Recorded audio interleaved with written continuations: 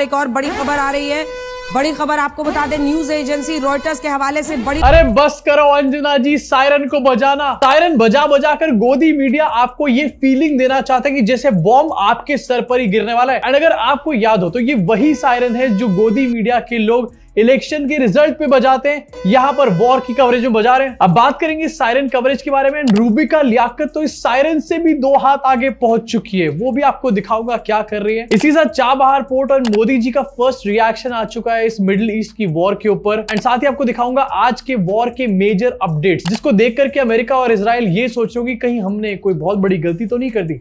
लेकिन सबसे पहले शुरुआत करना चाहता हूं, एक न्यूज आज निकलकर सामने आई एंड ये बताया गया कि वॉर में आज इजराइल ने आयरन बीम का इस्तेमाल किया है मिसाइल्स को इंटरसेप्ट करने के लिए। आयरन बीम का इस्तेमाल किया है। अबे आयरन बीम का इस्तेमाल तो हम लोग पता नहीं कब से करते चले आ रहे हैं। बस यहां पर एक छोटा सा फर्क ये कि इजराइल ने आयरन बीम का इस्तेमाल किया अपने लोगों को बचाने के लिए, हम लोग आयरन बीम का इस्तेमाल करते हैं अपने लोगों को मारने के लिए। एंड आपको लग रहा होगा शायद मैं मजाक कर रहा हूं, मैं सच बोल रहा हूं। यहाँ पे आपको दिखाना चाहता हूं, मुंबई की न्यूज है, iron rod falls from Sewri वर्ल्डली ब्रिज प्रोजेक्ट। 23 ईयर ओल्ड बंदा जो है यहाँ पर सीरियसली इंजर हो चुका है। देखो आयरन बीम का इस्तेमाल कर रहे हैं ना यहाँ पर मोदी जी। इनफैक्ट कुछ दिनों पहले आपको नोएडा के टेकी युवराज मेहता का केस याद होगा, वहां पर भी आयरन बीम का इस्तेमाल किया गया था। आप लोग शायद भूल गए होंगे, आयरन बीम कहकर ही तो रेस्क्यूअर्स पानी में नहीं उतर रहे थे। इजराइल आज आयरन बीम यूज कर रहा है, हम पता नहीं कब से आयरन बीम यूज कर रहे हैं, लेकिन अपने लोगों को मारने के लिए। इनफैक्ट ये राजस्थान के भरतपुर का एक स्कूल है जिसकी छत आज गिर गई, आयरन बीम का इस्तेमाल किया गया। भैया इजराइल क्या कहता था, क्या हो तुम, आज हम कहते हैं तू क्या है बे। अब वैसे तो ये आयरन बीम वाली मैं बात सिर्फ मजाक में बोल रहा हूं, लेकिन ये मजाक एक्चुअली में हमारे देश की जनता के ऊपर ही है। इनफैक्ट जनता के ऊपर इस मजाक के बावजूद भी अब कुछ लोग ये कह रहे हैं कि देखो तुम लोग मोदी जी के अंडर कितना ज्यादा सेफ हो। हाँ एक्चुअली में बहुत ज्यादा सेफ है। मैं आपको दिखाना चाहता हूं, ईरान ने यूएई के ऊपर और दुबई के ऊपर भी मिसाइल्स और ड्रोन्स फेंकने का काम किया। लगभग 173 मिसाइल्स और 209 ड्रोन यहां पर यूएई के ऊपर फेंके गए, लेकिन इन ड्रोन्स और मिसाइल्स के गिरने के बावजूद भी यहां पर दुबई में एक बंदे की मौत नहीं हुई। हमारे यानी कि इंडिया के ऊपर एक भी मिसाइल यहां पर नहीं गिर रहा है, और ये बिल्कुल सही बात है और नहीं गिरना चाहिए बिल्कुल भी। लेकिन यहां पर बिना मिसाइल गिरे नागपुर में कल एक ब्लास्ट हो गया एंड वहां पर 15 वर्कर्स की जान चली गई। ये मैं नागपुर की बात कर रहा हूं, डबल ट्रिपल इंजन। अब ये अपने आप में एक आयरन ही नहीं है तो और क्या है, मतलब कहीं पर मिसाइल गिर रहे हैं वहां पर फिर भी लोग नहीं मर रहे, लेकिन हम लोग दूसरी तरफ बिना मिसाइल के मरे चले जा रहे हैं। और अगर बाय चांस कोई ब्लास्ट वगैरह ना भी हो मरने के लिए, तो पोल्यूशन हमारे को मार दे रहा है, पानी में यूरेनियम हमारे को मार दे रहा है, सड़क पे गड्ढे हमारे को मार दे रहे हैं। लेकिन फिर भी कुछ महान लोगों के हिसाब से हम मोदी सरकार में बहुत ज्यादा सेफ है। मुझे इतना सेफ फील नहीं करना, मुझे आजाद छोड़ दो मोदी जी। इसी के साथ आगे बढ़ना चाहता हूं, गोदी मीडिया इसकी नेक्स्ट लेवल मजाक उड़ रही है। ट्विटर से लेकर इंस्टाग्राम पे इन्फ्लुएंसर सब लोग गोदी मीडिया की मजाक उड़ा रहे हैं। क्यों? क्योंकि वॉर में इन लोगों की रिपोर्टिंग इतनी खस्ता हाल हो चुकी है, बस सायरन ही सायरन बजे जा रहे हैं। एंड सिर्फ अंजना दीदी के स्टूडियो में सायरन नहीं बज रहे, ऑलमोस्ट सारे स्टूडियोज में सायरन या फिर पॉ बज रहा है। ब्रेकिंग दर्शकों को बता दें, इजराइल पर ईरान ने बड़ा मिसाइल हमला कर दिया है। यरूशलेम में हाइपरसोनिक मिसाइल से हमला किया गया है, ये बड़ी खबर सामने आ रही है। लिटरली क्या चाहते हैं मतलब गोदी मीडिया वाले, कि तुम लोग अगर न्यूज देखते हुए खाना खा रहे हो तो अपना खाना वाना सब छोड़ करके भागो, अपनी बिल्डिंग के नीचे चले जाओ और बंकर की तलाश में आ जाओ। अबे ये मिसाइल जो छोड़े जा रहे हैं ये मिडिल ईस्ट में छोड़े जा रहे हैं, इंडिया के अंदर नहीं छोड़े जा रहे। सायरन बजाना बंद करो रोमाना और अंजना। अब जैसे मैंने बताया था कि वही सायरन है जो कि इलेक्शन के रिजल्ट डे पर ये लोग बजाते हैं, और अभी आपको यहाँ पर बंगाल के इलेक्शन पे भी सुनने को मिल जाएगा। लेकिन रूबिका लियाकत यहाँ पर कुछ डिफरेंट कर रही है, वो इलेक्शन के रिजल्ट डे वाला सायरन नहीं बजा रही, वो इलेक्शन के रिजल्ट डे वाले नंबर यहां पर लिख रही है। जैसे कि इलेक्शन का रिजल्ट लिखा हुआ आता है, अमेरिका में मौत और घायल, यहां पर नंबर के बॉक्सेस बना दिए गए हैं। ईरान में बम गिरे, मौत, टारगेट हिट, यहां पर अलग अलग बॉक्सेस बना दिए गए हैं। ये सेम बॉक्सेस ये लोग इलेक्शन के रिजल्ट डे पर बनाते हैं, यहां पर वॉर वाले टाइम पर भी बना रहे हैं। मतलब इलेक्शन के रिजल्ट और वॉर की कवरेज में कोई डिफरेंस ही नहीं है। इनफैक्ट ये डब्बों के आंकड़े और डब्बों पे जो टेक्स्ट है वो भी चेंज हो रहा है, कभी यूएस दिखा रहे हैं, कभी कुवैत दिखा रहे हैं, एंड राइट वाले जो डब्बे हैं उसमें ईरान का दिखाए जा रहे हैं। इस लेवल की क्रिएटिविटी आ चुकी है हमारे जर्नलिस्ट के अंदर। क्या करूं मैं, मतलब नहीं सही जा रही यार। इन लोगों को मूवी बनानी चाहिए। स्टीवन स्पीलबर्ग की छठी औलाद तो यहीं बैठे हैं। इनफैक्ट कवरेज देखो, दुबई हिला ना हिला, लेकिन आपका कच्चा जरूर हिल जाएगा। यहाँ पे धमाकों से घिरा बुर्ज खलीफा तबाह, बुर्ज खलीफा तबाह हो चुका है। बस ये बात बुर्ज खलीफा के अंदर बैठे हुए लोगों को नहीं पता, बाकी पूरे वर्ल्ड को पता चल चुकी है। देखिए सबसे खूबसूरत शहर दुबई, मिनटों में बन गया खंडर। दुबई खंडर बन चुका है। दुबई खंडर बने ना बने, लेकिन इनके पिछवाड़े में बवंडर आ चुका है जब से ये मिडिल ईस्ट की वॉर शुरू हुई है। एंड राहुल शिवशंकर, इसने अपना ट्वीट ये वाला डिलीट भी कर दिया। Dubai is bearing the brunt, very little is coming out as the government is reportedly imposing fines for filming scenes of devastation or talking about the ground reality. Some residents have been arrested for ignoring the ban. ये next level पर पहुंच चुका है। Dubai में लोगों को arrest किया जा रहा है क्योंकि वो फिल्मिंग कर रहे हैं एंड दुबई की सरकार नहीं चाहती कि बाहर निकले ये वाली न्यूज। लेकिन राहुल शिवशंकर लेकर के आ चुका है, बस पता नहीं ट्वीट क्यों डिलीट कर दिया बाद में। बुर्ज खलीफा पर हमले का पहला वीडियो, तालियां हो जाए इनके लिए। पीछे इन्होंने थंबनेल में एक एडिटेड फोटो लगाई हुई है जो कि शायद इन्होंने एआई से बनवाई होगी, किसी एडिटर से भी नहीं बनवाई होगी। बुर्ज खलीफा के ऊपर हमला नहीं हुआ, लेकिन इन सालों के पास हमले का पहला वीडियो आ चुका है। एंड ये बुर्ज खलीफा पे हमले का पहला वीडियो जो और कोई नहीं, ये अंबानी का चैनल यहां पर दिखा रहा है। आखिरकार पैसे की क्या कमी पड़ गई जो तुम लोग यहां पर टीआरपी बटोरने पर लगे हुए हो? इनसे बेटर एक्चुअली में अडानी और उसका चैनल है एनडीटीवी, वो भी झूठी न्यूज दिखाता है वैसे दिन रात, लेकिन कम से कम इससे तो कम ही। बुर्ज खलीफा पर हमले का वीडियो एंड थंबनेल पर ही जो फोटो, उस पर आराम से बुर्ज खलीफा खड़ा हुआ है। पीछे पता नहीं कौन सा फोटोशॉप करके लगा दिया। बंद करो, इससे बेटर तो सायरन है। दुबई तक हमला, खाली कराया गया पूरा बुर्ज खलीफा। बुर्ज खलीफा तो बाद में खाली कराया जाएगा, पहले इनका स्टूडियो खाली कराओ। थोड़े दिन पहले रिपब्लिक टीवी और अर्नब गोस्वामी बड़े संत बने फिर रहे थे, लेकिन फिर से वही चोमुपना करना शुरू कर दिया। ईरान इजराइल युद्ध में मोदी की एंट्री, मोदी जी को भी ये न्यूज देखकर पता चला होगा कि उनकी एंट्री हो चुकी है इस युद्ध के अंदर। उससे पहले लेकिन एक बड़ी खबर आ रही है, आपको बता दें। अरे नहीं आ रही कोई बड़ी खबर, चुप हो जाओ अंजना दीदी। इंडियन मीडिया जो कवरेज कर रहा है, ऐसा लग रहा है इसको देख करके जैसे सारी अपडेट्स इनके पास ही है। डोनाल्ड ट्रंप भी ये देख रहा होगा कि मैं अगला क्या करूं, एक बार जरा अंजना जी का चैनल देख लेता हूं, उसके बाद डिसाइड करूंगा। एंड ये लोग एक्चुअली में कितने ज्यादा चोमू हैं, आपको ये वीडियो दिखाकर समझाना चाहता हूं। CNN का वीडियो है एंड ये न्यूज प्रेजेंटर अबू धाबी में बैठी हुई न्यूज प्रेजेंट कर रही है एंड बीच में एकदम से एक्चुअल वाला इनके फोन में सायरन बज जाता है, लेकिन फिर भी ये अंजना और रूबिका की तरह छलांगे नहीं मार रही।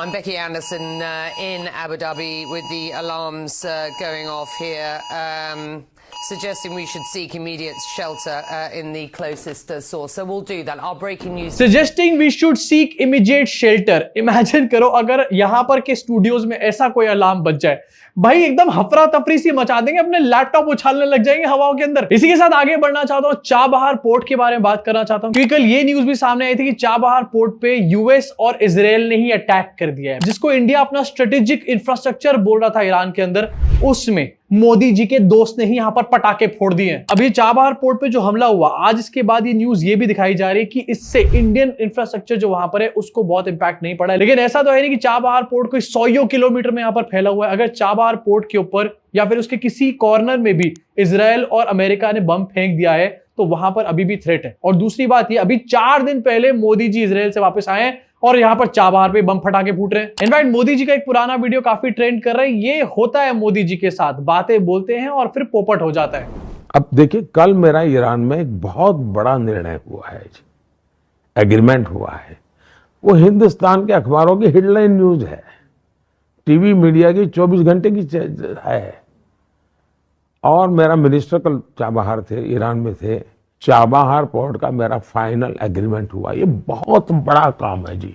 चाबहार पोर्ट का फाइनल एग्रीमेंट हुआ एंड ये बहुत बड़ा काम है। लेकिन चाबहार पोर्ट पे जब अपने ही दोस्तों ने अटैक कर दिया तो उसके ऊपर कोई रिएक्शन निकल कर नहीं आ रहा देश की सरकार का। अगर बाय चांस किसी मीडिया वाले ने कुछ पूछ लिया तो एस जयशंकर पीयूष गोयल पे नाम डालेंगे, पीयूष गोयल एस जयशंकर पे नाम डालेंगे, जवाब तुम्हारे को कभी नहीं मिलने वाला। इसके साथ जब चाबहार पोर्ट पे अटैक हो चुका है और ये हमारे लिए बहुत बड़े खतरे की घंटी है, उस टाइम पर मोदी जी क्या कर रहे हैं, तमिलनाडु में जाकर मोदी जी भक्ति के नाम पर ये थिएट्रिक्स कर रहे हैं। 5-10 कैमरा एंगल लगा करके मोदी जी की रीला रीली करी जा रही है यहां पर, लेकिन चाबहार पोर्ट के बारे में एक भी रील नहीं बनाई जा रही। इसी के साथ मोदी जी का पहला रिएक्शन आ चुका है इस वॉर के शुरू होने के बाद एंड रिएक्शन के साथ ही मोदी जी ऑलरेडी साइड्स ले चुके हैं। तो अगर वर्ल्ड वॉर 3 सिनेरियो बनता है तो भैया वो लोग जो कह रहे हैं मोदी जी ने हमें सेव करके रखा हुआ है, थैंक यू बोलो मोदी जी, उन्हें ढूंढ ढूंढ के एक गोबर का उपला दे देना। पश्चिम एशिया की वर्तमान स्थिति हमारे लिए गहरी चिंता का विषय है। भारत डायलॉग और डिप्लोमेसी के माध्यम से सभी विवादों का समाधान का समर्थन करता है। इस क्षेत्र में मौजूद सभी भारतीय नागरिकों की सुरक्षा के लिए हम सभी देशों के साथ मिलकर काम करते रहेंगे। भारत डायलॉग और डिप्लोमेसी में बिलीव करता है, लड़ाई मारधाड़ नहीं करनी चाहिए। अब ये बात मोदी जी ने बोल तो दी, लेकिन मोदी जी यहां पर ये रियलाइज नहीं कर रहे कि ऐसा बोल के वो अमेरिका को ही कॉल आउट कर रहे हैं। अरे अमेरिका को कॉल आउट करोगे अभी यहां पर गड़बड़ हो जाएगी मोदी जी। और अगर मोदी जी यहां पर कह ही रहे हैं कि अमेरिका ने और इजराइल ने गलत किया है, तो फिर तो खामेनी की जो मौत हुई है उसके बारे में मोदी जी को बात करनी चाहिए, कोई ऑफिशियल स्टेटमेंट यहां पर देना चाहिए। लेकिन नहीं, ऐसा नहीं हो रहा। इनफैक्ट खामेनी की मौत के ऊपर स्टेटमेंट ना देना ये कितनी बड़ी धोखेबाजी सॉर्ट ऑफ है। आपको दिखाना चाहता हूं पुराना मोदी जी का स्टेटमेंट, जहां पर बहुत बड़ी बड़ी दोस्ती की बातें करी जा रही थी। दिस क्लियरली शोज कि मोदी जी की बातों का एक्चुअली में कोई बेस नहीं होता। India and Iran are not new friends. Our dosti is as old as history. Our dosti is as old as history. इसके अलावा बहुत सारे लोग खामेनी को सोशल मीडिया पर टेररिस्ट बुला रहे हैं, लेकिन उन्हीं लोगों से मैं पूछना चाहता हूं कि अगर खामेनी टेररिस्ट थे तो मोदी जी क्या कर रहे थे खामेनी के साथ 2016 में? इनफैक्ट मोदी जी ने खामेनी को 2016 में कुरान तक गिफ्ट करी थी यहां पे। इसी के साथ आज के कुछ मेजर अपडेट्स वॉर के आपको बताना चाहता हूं, एंड जिसको देखकर लग रहा होगा अमेरिका को भी कि कहीं हमने थोड़ी गड़बड़ तो नहीं यहां पर कर दी। मित्रों, सबसे पहले सऊदी अरेबिया के आरामको पे, जो कि वहां की सबसे बड़ी ऑयल कंपनी है, उसके ऊपर ईरान ने अपने मिसाइल्स फेंक दिए हैं एंड उसकी वजह से आरामको ने अपने कुछ जगहों के ऑपरेशंस भी बंद कर दिए हैं। ये एक्चुअली में पूरे वर्ल्ड को हिला देने वाली न्यूज है, क्योंकि आरामको पूरे वर्ल्ड को ऑयल सप्लाई करता है, इंडिया को भी करता है। इसके अलावा कुवैत में यूएस के काफी सारे वॉर प्लेन्स जो है उनको क्रैश कर दिया गया एंड ये बात कुवैत के डिफेंस मिनिस्टर ने खुद बताई है। अब डेफिनेटली यूएस के वॉर प्लेन क्रैश हुए हैं तो इजराइल ने तो करे नहीं होंगे, ये भी ईरान ने ही यहां पर करे होंगे एंड इसको देखकर भी लग रहा है कि शायद ईरान को अमेरिका और इजराइल ने कंबाइंड यहां पर काफी कम आंक लिया इस वॉर से पहले एंड कुछ और ही रियलिटी निकलकर सामने आई। फिर इसी के साथ नेतन्याहू के ऑफिस पर यहां पर हमला कर दिया गया। आईआरजीसी ने ऑफिशियल स्टेटमेंट दिया है एंड इससे साफ ही पता चल रहा है कि ईरान एक बदले के मोड में यहां पर आ चुका है और ईरान नेतन्याहू को मारना चाहता है। अब अगर यहां पर नेतन्याहू की मौत हो जाती है तो ये एक्चुअली में ओवर कॉन्फिडेंस का नतीजा होगा कि डोनाल्ड ट्रंप मेरे पीछे खड़े हैं और मैं कुछ भी कर सकता हूं, लेकिन अल्टीमेटली यहां पर हो जाएगा कुछ और। एंड इस सिचुएशन में डोनाल्ड ट्रंप किसी का भी सगा नहीं है। और आपको दिखाना चाहता हूं, सऊदी के एक ऑफिशियल ने अल जजीरा को यह बताया है कि हमारे को अबैंडन कर दिया गया है अमेरिका की तरफ से। जब से अटैक शुरू हुए हैं उसके बाद से हमारे को अकेला छोड़ दिया गया अमेरिका के द्वारा एंड यही सिचुएशन और गल्फ कंट्रीज के साथ भी हो सकती है।